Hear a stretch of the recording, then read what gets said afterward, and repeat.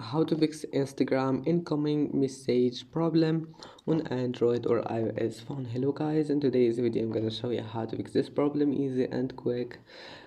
First open settings and then scroll down until you find here battery. Now make sure power saving mode is disabled. Maybe you'll find it like that. Just click on it and that's it. Now go back, close all the applications in the background and then restart your phone. And if that doesn't fix it, now just go to Play Store, make sure your Instagram is updated, and then turn off your Wi-Fi and turn it on again.